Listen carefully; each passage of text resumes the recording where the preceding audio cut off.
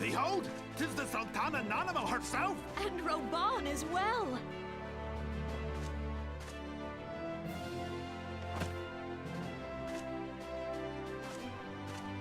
Hark you, souls of flame, drawn to the bosom of the desert, where the fire burns brightest and shall rage forevermore!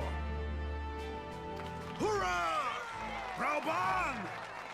Where since antiquity, under the sage and judicious rule of the Ul dynasty, we have wrought sand into gold. Where by the grace and glory of Naldal have our brave sons and daughters flourished and prospered. I speak of Ul'dah!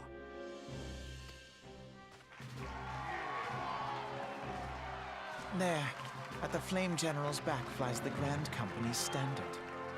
Note the sigil. The golden scales of order balance the jewel of prosperity with the flame of might.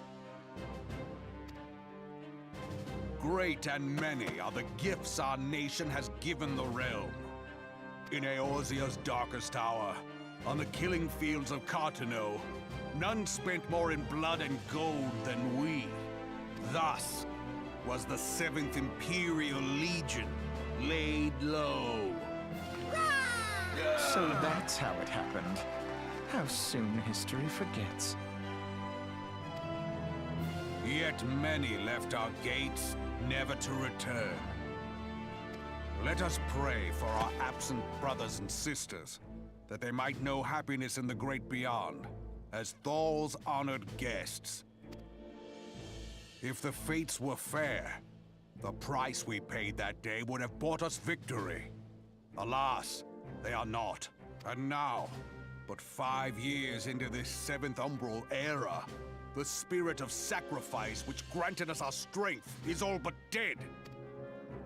Look around you. What do you see? A people divided, downtrodden and enthralled. Where are the merciful alms of the rich? Where is the just steel of the righteous? I ask you, is this the great nation our brothers and sisters gave their lives to save? You who call this living, dishonor the name of the immortal flames. It is but a slow death. Our enemies surround us. The savage hordes of the Amalja wait beside our roads, strangling the lifelines of trade.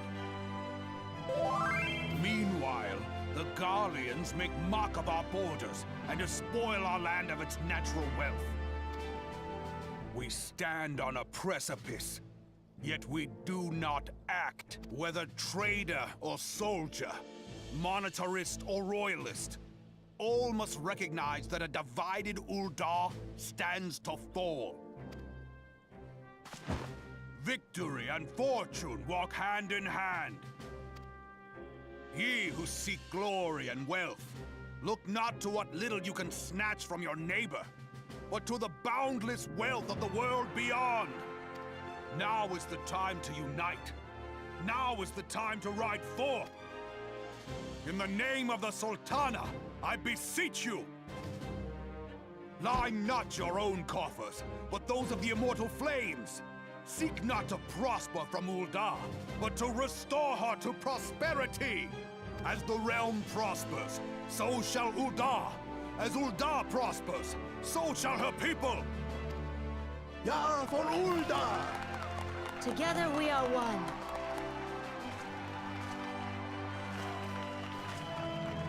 Your grace. Roban?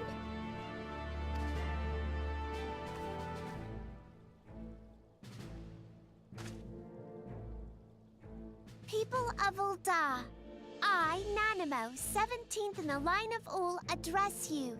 Much has been made of the wealth of Ul'dah.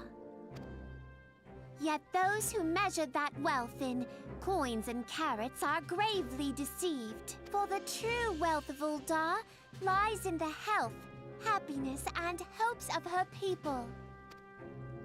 Beloved subjects, I bid you raise aloft the torch of Ul'dah, that her flames might serve as a beacon for all Eorzea to see. Long live Nanamo! Glory to the Sultana! For victory and fortune, stride fearless into the inferno, for we are by fire reborn!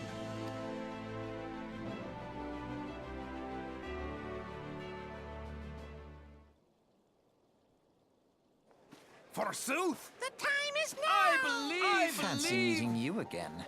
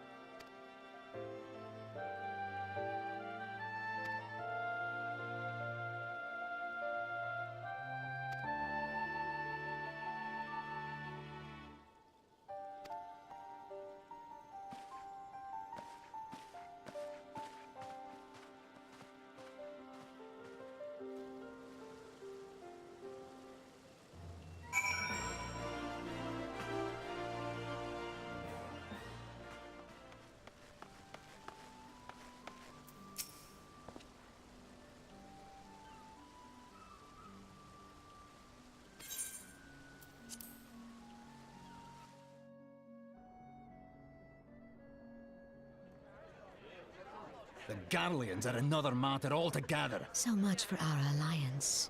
It's sunk beyond the seabed.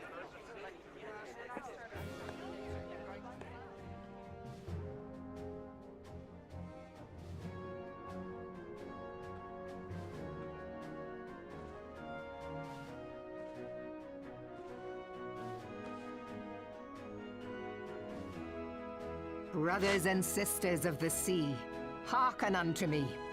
Look upon this, our mighty crimson standard, and tell me your hearts do not swell with pride.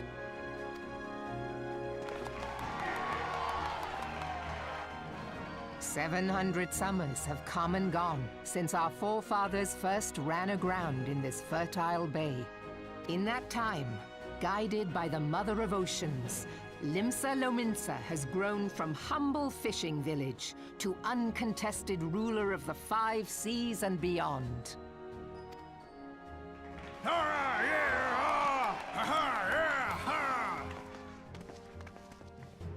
Did you look as the Admiral bid you?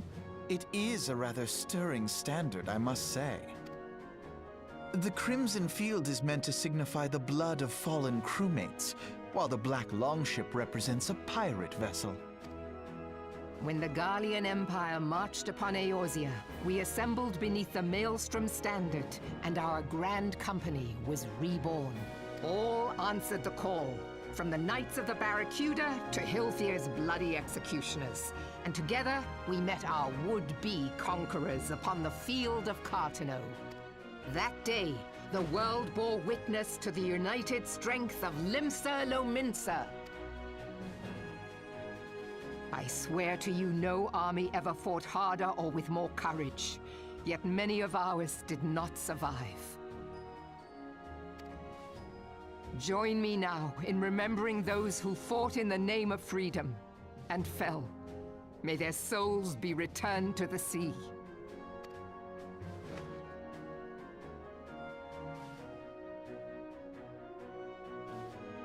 Freedom. Yes, they have always been rather fond of their freedom, much as the beast tribes have. Small wonder. Beneath the surface, one would struggle to tell them apart. It has been 5 long years since the calamity struck. 5 long years of tireless rebuilding. Yet still the wounds of the calamity fester and weep. But when I stand atop the mizzenmast and gaze out upon our battered and broken vessel, I see an undying spirit. Did we not build all this from the wreck of the Galadian all those centuries ago? Shall we not do so again? Yet there are those who would see this ship of ours sink beneath the waves of the restless Rotano. The Sahagin creep ashore seeking blood for their accursed god. Those fishback The Sahagin have risen? While the mines of Ogomoro spew forth kobolds who push ever south, despoiling our lands as they go. These savage beast tribes will be the first waves to crash against our creaking hull.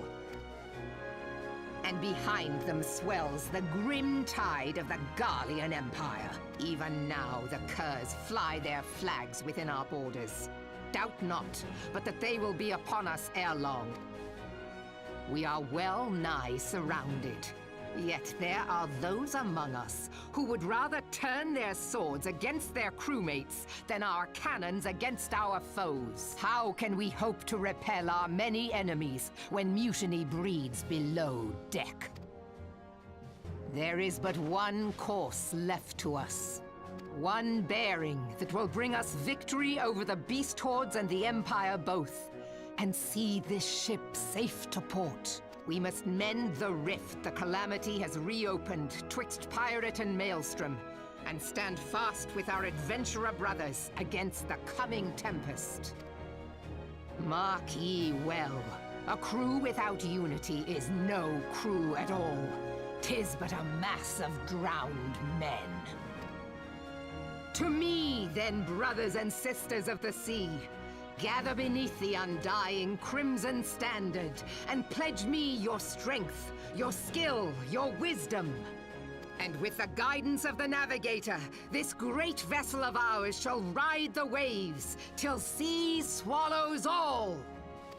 Long live the Admiral! Melvin! Gather the lads! Oh, where's me cutlass? I'll follow ye to the seven hells, Admiral!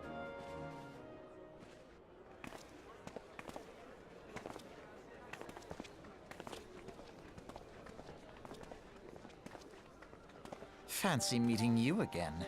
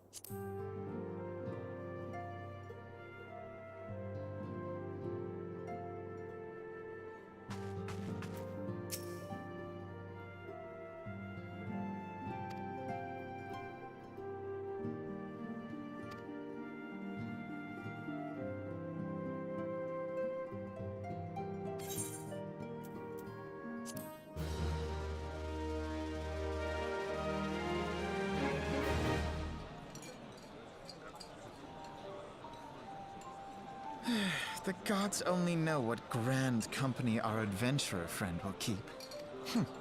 The wheels of change are in motion regardless. Brother, are you certain this course is best? Whatever do you mean, dear sister? The so-called remembrance ceremonies were little more than standard waving rallies, as though the Calamity and Seventh Umbral Era warranted scarcely a mention. Well, of course they were standard waving rallies. Since you are so observant, mayhap you noticed what mention was made of the Warriors of Light? None. I suppose they must have forgotten the heroes who spared Eorzea a fate worse than the Calamity? No, dear Alizé, they haven't forgotten these details. They have elected to omit them. Deep are the wounds the Calamity inflicted upon Eorzea. So deep, in fact, that the realm still bleeds. Needless to say, the beast tribes and their primals do little to alleviate the pain. So, the task of salving Eorzea's wounds falls to the scions of the Seventh Dawn, with a little help from our friends, the Grand Companies. Remembrance will yield no remedy.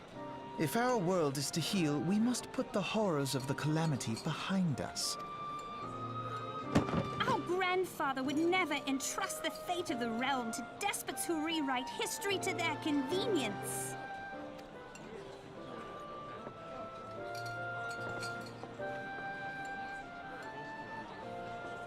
There must be another way to cure what ails this world, and I mean to find it. You are most welcome to try. Our paths may differ, but our destination is the same. In time, I dare say we will see eye to eye. I should hope so. My lady! We are to escort you. Hope does not come into it. We share the burden of this fate, dear sister, and will prevail together or not at all. The salve will serve not only to close up our present wounds, but prevent old ones from opening anew.